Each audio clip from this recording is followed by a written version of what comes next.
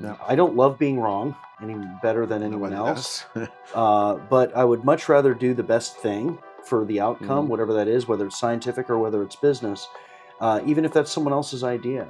I mean, this isn't really just about making money. This is about saving lives. That's not an understatement. Yeah. But you know what, guys? If we win this pitch competition, I'm going to make you both lords.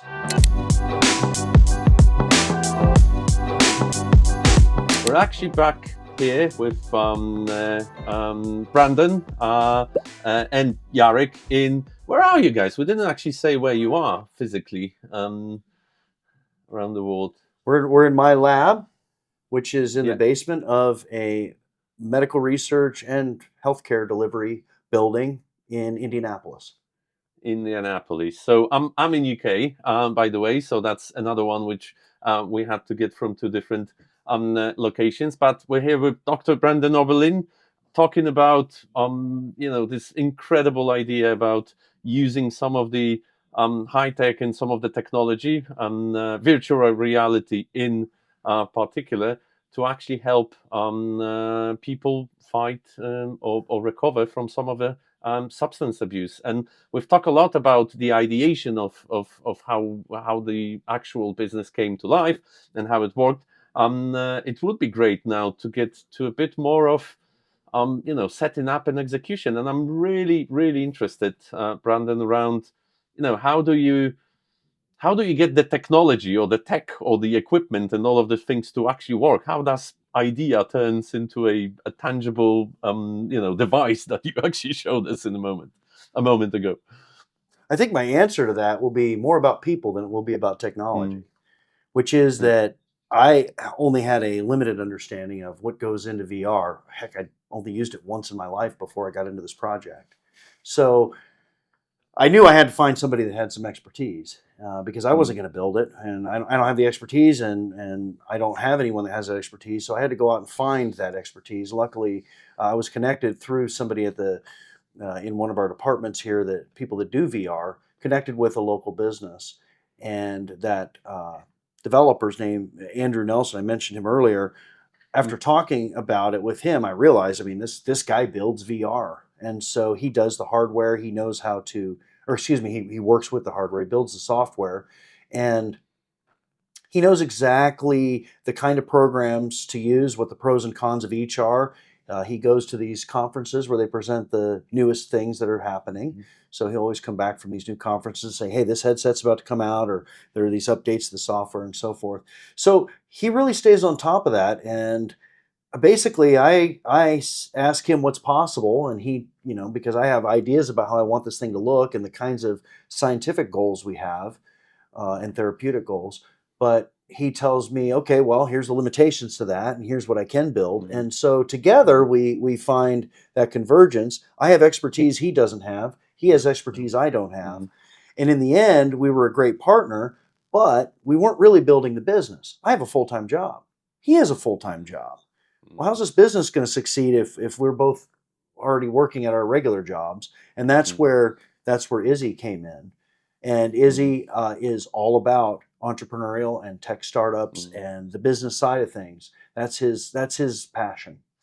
So we all three of us are like three legs of a stool with very different yeah. kinds of expertise and passions, and we all work well together. So we We should recently. probably add that Easy, he was a student, yeah. He Oh was a, yeah, well, I didn't say much about Izzy, and I should, because quite a remarkable story. I Lord Branham, as it turns out, Lord Branham and Lord Nelson, they are both Scottish lords, because after we did this funny little anecdote. I'll just share with you quick. At the pitch competition, Izzy and I were waiting to do our pitch, and somebody went before us, and we thought their pitch was really solid, and we kind of looked at each other and went, "Ooh, I don't know if we have a chance." And I said, "All right, guys, we've been planning on this for a while." I said, "You know what?" And I was all excited. I said, and I was telling him an anecdote about a guy who had become a Scottish lord through some online thing. You pay $40, whatever, and but took it very seriously and put it in his email signature and so forth. And Right. we all thought that was hilarious. I said, "You know what, guys? If we win this pitch competition, I'm going to make you both lords." And so we did win. And so that night I went home and I bought the Right? And so I often start my email off with Lords. Here's what's going on. Anyway, so silly thing, but in any case, Izzy was a student that was introduced to us. He's an undergraduate. He's younger than my son, and he's quite young, but also I think he has got that special something. Mm. I'm not sure maturity, but also drive, and he's very interested in tech and AI and business. It's sort of the perfect combination of what we need, and Mm. he loved our idea and what we were doing, and also the therapeutic side. The idea that, I mean, this isn't really just about making money. This is about Mm. saving lives. That's not an understatement. Yeah. And we really are. I mean, addiction, well, overdose kills 100,000 Americans every year. Mm. With other drug outcomes killing another couple hundred, 300,000. We're in the area of 400,000 people killed by addiction and drug use every year in this country. So, I mean, that's quite a death toll. And if we can do something about that, and heck, have a successful business is great. But our goal was going into this just to see, can we make this thing work? Does it have therapeutic Mm. value? Mm.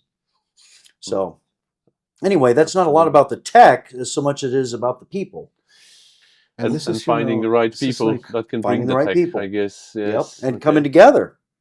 Mm. it's the same actually, you know, in academia we learn that Right. like, you know, I don't want to put myself in the story, but you know, Well, you are because in the story. we have worked together, it's kind of like the team science. You know, I learned so much from Brandon about, you know, the stuff that I never learned at school, and this is Mm. one of the abilities that he has. It's kind of putting that in terms that even I can understand, which is, you know, that requires a bit of effort because I don't know all the technical terms. I don't know, like, I learned about effects pretty much of all the drugs on the market and, you know, which ones are the most addictive, which is, you know, the kind of, and also the mechanisms, how they work, Mm-hmm. which, you know, is interesting for me from the scientific perspective, just, you know, Mm-hmm. just to know.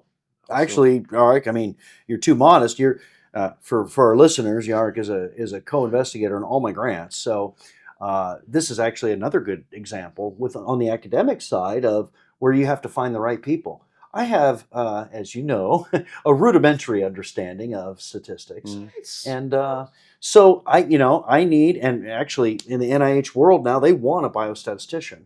You know, most reviewers are going to ask for that, and hey, I've got a guy. And when I have Mm. tough questions, I go to you and ask, and because I don't know the answer. So, and you help us develop clever ways of dealing with design issues and so forth. So, I mean, bringing together the expertise just on the academic side has really been a story too of, Mm-hmm. of the success, I think, of the program so far, the research program. You know, we've got Leslie, psychiatrist. You know, we have a psychologist, we have Mm-hmm. biostatistician, you. And then we've got the VR technology guys. So just on the academic side alone, it really has been team science. Mario for helping us with the neuroimaging parts. So Mm-hmm. there's a lot. if I can add something to Mm-hmm. because it's actually it's brought this idea. So I I won't go into like the series that I was watching on TV, but you know there was this boy genius, you know, who was running kind of a company like but like a tyrant, yes. So just basically he's a genius, so he knows everything the best, yes.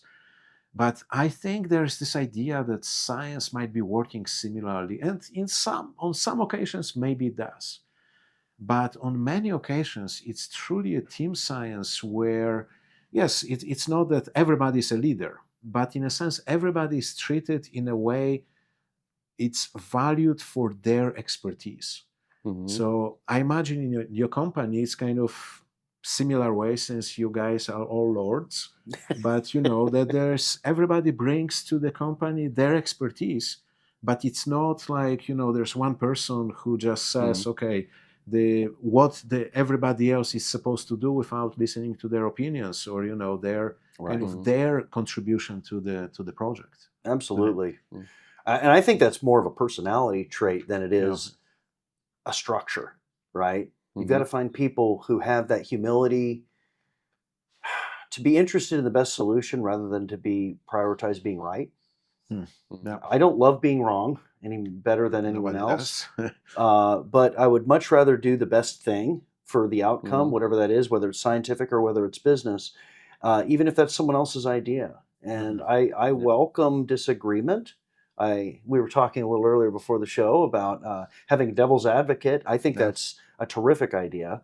And so a biggest mistake a person can make is surrounding themselves with yes men, right? People who tell you what you want to hear. That's a recipe for failure. We need to have our thinking challenged and be humble enough to listen to other ideas and to reevaluate.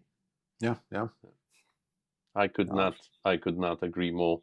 And it's sometimes hard. I completely agree. But Absolutely. but it is a great accomplishment, even if it wasn't structurally planned as well, Brandon, to get that kind of a culture or approach in an entrepreneurship. So yeah, great stuff. How many? I'm actually quite interested on the journey you had through the trials and now through the business stages you're going through with the actual patients. How many sets did you have to buy? How many have been thrown into the wall and destroyed? Did you have any any extreme elements connected with it? Or even, I know some of my friends, coming back to my sim racing experience, I know there's a percentage of people who just absolutely can't handle, their body can't handle virtual reality. They feel really bad and do it. So did you have any extreme experience with it? Was there anything worth well, I'll tell you one. Jarek reminded me of one. He was in my living room one time, and I showed him an experience. It's called Ritchie's Plank, and we actually have a manuscript under review using this task right now. But so it's for those of you who don't know, the Ritchie's Plank experience. A lot of fun to look at if you want to, and it's a simulation of walking out on a plank that sticks out at great height. From a building, probably 500 feet in the air. Go into an elevator first? Go into an elevator, you go up to the top. The elevator door opens, and then there's a plank, and it's sticking out, and you're high above a city. And it's like every cell in your body tells you not to do it because it feels real. Now, most people understand it's virtual and it's harmless, and they do it. Jarek, martial arts and weightlifting, he's not a shrinking violet, but he couldn't do it, as I recall. Said nope. So it's not looked in the edge and said, I just can't do it. That's how powerful the technology is. So it's not only that that this is not reality, yes, but you put one step out, and it also makes noises. You have like wind. The plank is kind of creaking, so it's not only visual. It's also, auditory experience, and of course, it's not tactile yet. But actually, it was in our lab. So when I did it with the undergrads, I went and got a wooden plank from Menards, and I made sure it was slightly warped so that it moved when they walked on it, and it creaked. And then you could register it in space with the plank in the paradigm, so it adds a level of tactile realism. Yeah, you didn't get to have that. So if I can add to that, and this is just something, this is long time ago, decades ago, I was a child. And as kids, you do this stupid stuff. So there was this kind of the dare task. There was like a very small fence, or, even like a curb. Think about a curb. So the task was, you stand on the curb, you close your eyes, and you jump. Which you know the height exactly. It might be like 1 foot, or right. Maybe so it's not like huge jump or something like that. No, it's actually not everybody jumped of it, as kids, and this was like 6-7-year-old kids. Interesting. I'd never heard of this. And this was like the Poland thing. Maybe it's a Poland thing. It's So, Kamil, you cannot remember that because this was. Do you remember Ulica Krośnieńska? Of course. Well, I remember the street, but I know what you're referring to, and I don't remember any of that. Okay, no. So this was not at kind of your age, but not at your times. This was way before. But basically, the thing is, even when you jump, because this is physical, yes, Right. it's hard to negotiate, like Mm. how your landing, your Right. kind of Without visual information. without visual information. I So- can see how that so would it's be not a little like- bit scary. It's not virtual reality, but in a sense, if it's again, if it was like 3 feet tall, a meter tall, or something Oh. like that, that's different. Probably, that's very hard because you can break something, you Sure. just cannot adjust. But this was not a tall Mm. thing. So Trick on it the just, brain, just like VR is. yes, yeah. Interesting. And- You remove like the sense, like one of the senses, yes, and yeah. yeah. Yeah. And cheap Jarek, entertainment. on this occasion, I'm not I can't probably disclose too much detail around one of the company, but I know and I saw a real situation when a health and safety VR training, which was similar to jumping out of a building. This was more around a building on fire, and there was a fire crew downstairs that you do. So it was like visualizing this bit, and it's actually sold as a service for like Uh-oh. training. Yep. I can hear again. Did I mess it up? Yeah. We will lose connection. No, it's okay. It's just by you touching you. This was Siri. Did I turn? Oh, Yeah, I made so it the- serious. Sorry Siri. about that. There you go. Well, So, this yeah, will be cut out. No worries. No. Okay. Sorry, you were Um, saying the jumping yeah, no out of worries. the. So yeah, I actually have a real life example without going into too much details. But companies are selling, like health and safety companies are selling like this experience kind of element. They use VR for like simulating, a fire in a tall building, and then you are sort of forced to jump on a fire crew, kind of the thingy they use to land on when you have an issue. And I actually know a person personally that jumped out and broke his or her leg while doing it because of the VR and the element of how it looks. And it was Oh, wow. zero, absolutely zero difference in height in the actual real life. But the VR was so immersive, and his sort of a body was expecting, falling for a considerable amount of time and landing somewhere.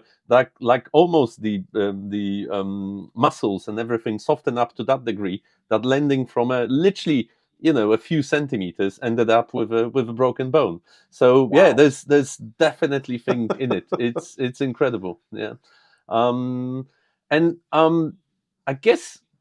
When I think, Brandon, we talk about this very specific, I guess, use case or a specific product that you are developing and doing. Have you guys thought, or do you have any thoughts about some broader applications? I'm managing teams, and I've been managing teams for quite a long time as well, and I know you guys do the same. And one of the most difficult things is around setting up some goals, or making yourself to get out of some comfort zone. So even trying things or making some decisions or first steps in the like a work environment, for example. I don't know, try a new course or present into a large audience, or things like that. Do you think it's a similar kind of a mechanism that could be then used in the different on the different occasions? Oh yeah, absolutely.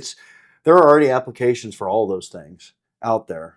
We haven't gone into those different areas, although expansion of our idea. We've done some other things that I haven't really talked about, but it's sort of an obvious expansion of our idea is changing any unwanted behavior, right? Interaction with the self might be therapeutically useful for that. It wouldn't have to be just addictions. It could be anything. And there's some prior work it's been out there for a while that suggests that looking at a fatter or a fitter version of oneself affects how much you'll exercise on an exercise bike when it's presented. Right. And you can see the virtual self getting more fit or more fat. And so by just illustrating effects, which are plausibly real effects, right?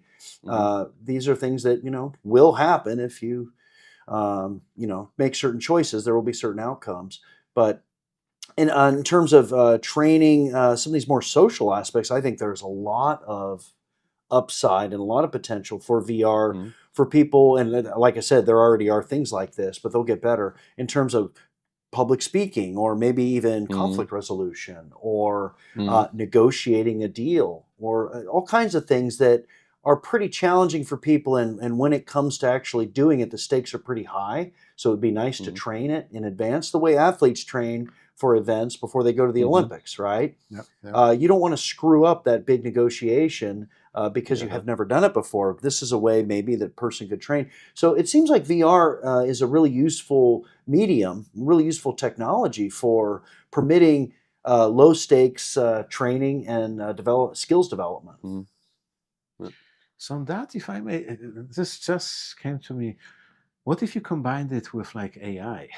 Oh yeah, wow. Because this is kind of the Right. next phase that, it's kind of the dynamic also, or adaptive, thing. So even like in your experiments, depending on the stage, so this is going to personalization, but depending on the stage somebody is in the recovery, maybe the message that they should give to themselves is different. Yes. Right. Or, Mhm. so Well, I'm it's- glad you mentioned that. That's come up a lot in the last few Mhm. years. People have asked us about that. And I mean, the upside is very attractive, Mhm. which is that if we had a chat bot that was running the avatar, it could be much more personal.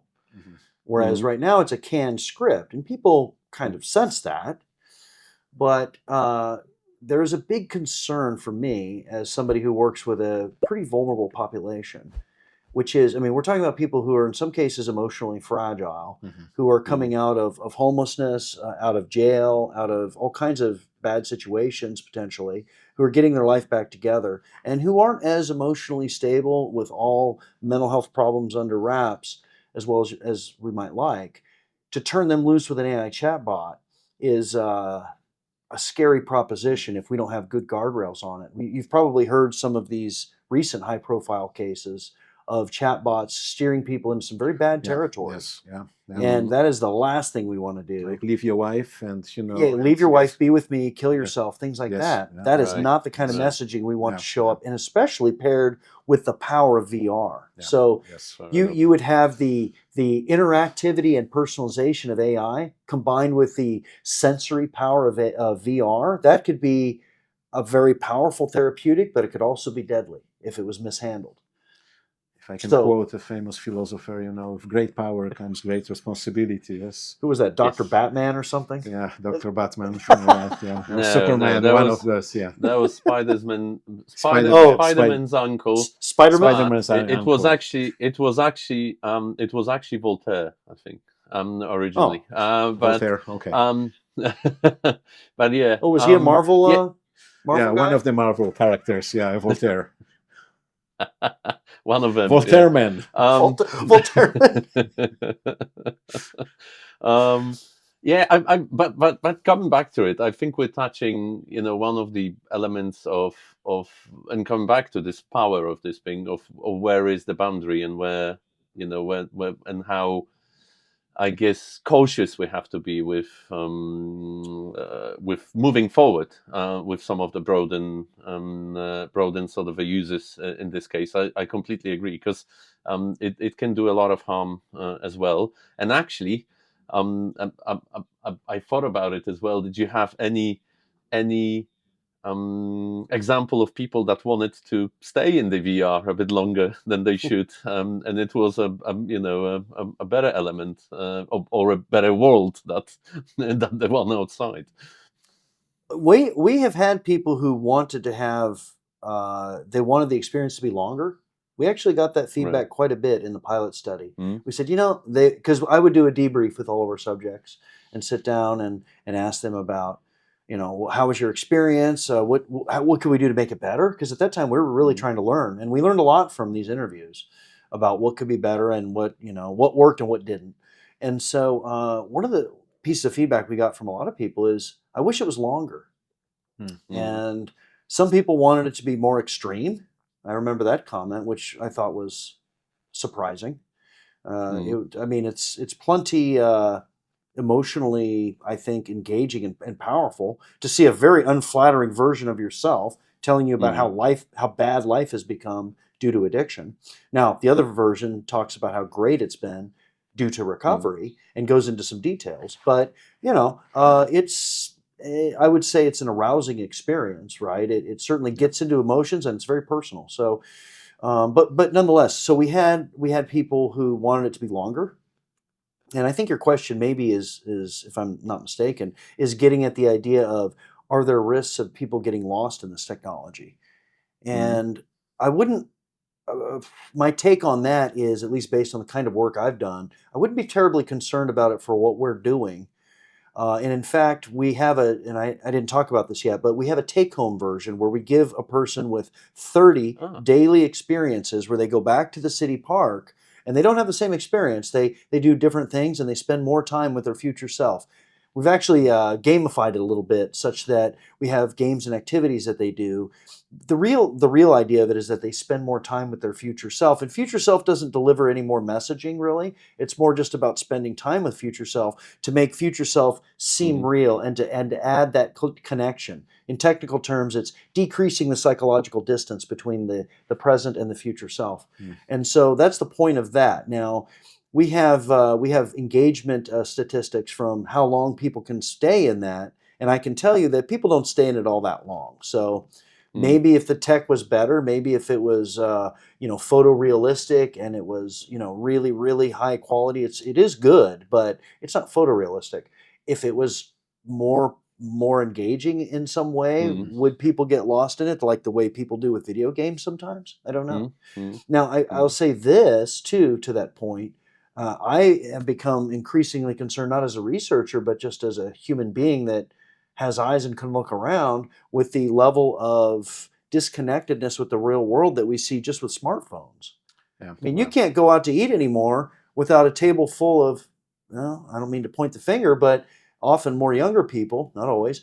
And you've got 8 people that you'd like to see interacting with themselves, and they're all on their phones. And it really represents I don't know, I'm starting to sound like an old man waving his cane around, but I think what we're seeing is a real disengagement from actual reality. And as somebody who does VR research, you might suspect that I wouldn't be concerned about this, but I am very concerned about it because at the end of the day, human interactions, it's been a little bit of a theme of today's talk, I think, but human interactions are so important. And if we give those up for the digital world, then we're being cut off from some of the most important things in our lives. And I think that digital technology is a real threat to that. But this is like what you said. It's almost like, since we talked about the theme was the addictions, yes, and we know this is not good, but it's like prohibition is not a solution. No. Yes. So isn't this kind of similar thing with digital technology that these things, it's like how you use them. That's right. So to your question, Kamil, like I thought I don't want to put words in your mouth, but were you thinking about something like the Black Mirror kind of level of engagement with technology that kind of really it's beyond what we want as humans, that it takes over our lives? I mean, I probably wouldn't take it that far away, but I'm just thinking around. I think it resonated, the answer, Brandon, you've said around. I want it to be more intense, or I want it to be longer, and whatever. Those sort of interactions can give you a certain way how you feel, or they make you feel in a way, and may start to be an answer you don't want to be if it's too much of it. But on the other hand, as well, look. Coming to your point on the cell phones as well, Brendan, it might be that the actual cell phone with a VR set will actually be fighting the abuse of using a cell phone itself as well. So I guess it can work both. It can work absolutely both ways. Now, I didn't go Black Mirror level on this, Jarek. I was just thinking more about the risks of are there certain elements which could be Well, I would argue that I think my point really is that the risk is already here, and you don't need VR for this. We already Right. have the risk of disconnection with actual reality through digital media on a smartphone. Now, maybe your question is how much worse will it be when you have the compelling nature of VR involved? And I would say, yeah, I think that's a risk. But at the same time as being concerned about it, I view it as we as a species will learn how to navigate it, and you don't know what you don't know. Mm, If I'm saying that, mm, and we will learn where the risks are. It's right now. This is like 1904 and airplanes, right? Well, or even closer, when they introduced radios in the cars. This was a mm. big, Right. considered to be a big risk because, what if somebody starts playing, the dials, how many accidents that will cause? But, you know, we got used to it. Mm. Now it's like Mm. texting and driving. But these days, if I send a message in my car, I can dictate it. Yes, so I can just Yeah. say it, and it doesn't translate well because walk and work, for example, are very close when I pronounce them. So yeah. Are you going to I work today versus are you going to walk today? It's like, yeah. But anyway, but it's something that Yeah. I think the technology is getting better in the sense, hopefully it's still serving us, Right. not with the worries that actually started happening. And I know I'm going really off on a tangent, the kind of the Terminator style, and and the AI taking over, and That's a actually, separate issue, I think, yes, it's and frankly, a legitimate concern, in my opinion. But speaking to the addiction side of it, which is maybe one side you're going towards, the idea of digital addiction, there are actually treatment centers. So I was doing some literature searches for you probably gratification. shouldn't do VR for digital addiction. That's just Probably not the greatest choice, right? That's the one addiction you might want to avoid. But they have treatment centers in Asia. Mm. I don't know Mm. that it's gotten big in the West yet. I haven't seen much on it, but there Right. are actual treatment centers in Asia. I found studies being conducted in Korea and China. I want to say Japan, and I was a bit surprised that they were really oriented towards digital addiction, specifically internet and gaming, and these were addictions that were viewed separately from drug addiction, but Mhm. were no less a problem and seemed to be maybe even more common. I'm not sure if that's true, Mm. but they were common enough that there are actual treatment centers for it. Well, So this is already a problem, yeah. uh, and like so many things, it's a problem that we're going to have to wrestle with and figure out. Technology will provide some of the answers, I think, to your point. Yeah. Mm. Other things will just have to be navigated, and just like chemical addictions, there probably are some native risk factors that people are born with that may create a predisposition for this kind of escapism. Yeah. Something else we'll have to navigate. So, Well, what do you think, we- Kamil? Do you think it's a Yeah. right place to? I think Or you, so. you had another question? Please go ahead. No. I was more thinking we got into a bit of a grim space in the end of it, but I'm looking for a way of how to finish our conversation in a more positive way because we started it so nice as well. But I think I can do that. Look, yeah. Look, here you let go. me let me add a more positive spin. Right, let's do Or that then. go into the positive side of it, which is we now have the capacity, a very scalable capacity to deliver. And I'm not saying we as in my lab, but very soon there will be digital therapists available to people that will be able to offer real help to them. This technology is cheap. We get this equipment from a well-known scientific supplier called Walmart. Right. Because this technology is every day now. These are retail headsets we're using.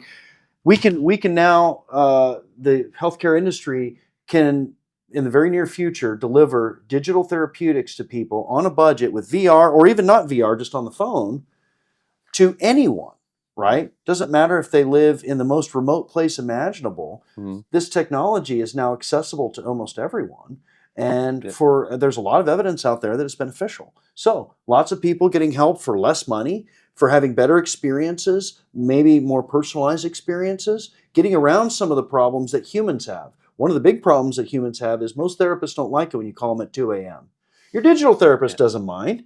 No. So there are Yeah. sort of some distinct advantages. And I mean, we know from addiction and other kind of mental health concerns is that help in the moment can be really important. Mhm. There might be that one Right. moment in time that sets the course, that bad thought that somebody has, that if they don't act on it, they'll have a much better life.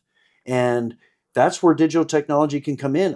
We've even talked about surveillance of the phone such that it knows when you're in Yeah. the danger zone and says, hey, do you need a Mhm. check-in with your virtual sponsor or whatever, right? Yeah. So this is the plus side of this, and that this technology can be available to everyone right now or very soon is, I think, a huge benefit.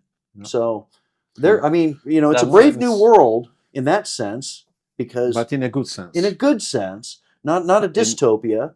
It's there are some dangers we'll have to figure out, but there are a lot of plus sides too that we are going to yeah. benefit tremendously from as a species. And Brandon, That's let me say that after this few or maybe an hour of talking, whatever, I definitely feel that, and I personally feel quite upbeat about it. There's one condition though: there have to be bundles with the the park bench from Home Depot as well behind you. So yes, that's the we need to make yes. sure those are there. But no, seriously, I'd like to personally really thank you for the time spent and for all of those really personal insights, quite personal insights into the journey of an academy teacher or a scientist going into a business world, but also with all of the good, the product and the actual goodness you bring to the world. I really enjoy having a conversation like that, and I wish you all the best. I'll make sure we haven't used. I don't feel we have used the name of a company well enough, so I'll make sure that it's all over the place. And I definitely would like to thank you from my side from all of those insights, and wish you guys all the best. I'm really going to be a fan. Well, thank you, And Camille. look how you going. Yeah. And And Yarex, and thank yeah, you for Thank having you. me Yeah, and thank asking you. me. Thank you, Brandon. It was a real It pleasure. was- yeah. I enjoyed talking with you. all right. Great. Guys, just to finish up, I think that was one of the incredible episodes that we have with truly extraordinary guests. If you want to listen to more of those things, please do not forget to subscribe and push that bell button. As always, I'm sure Yarek's going to confirm. We'll try to make it as interesting as it can, and please do leave some feedback. If there is any good or bad, it really will help us make this podcast better. Thank you.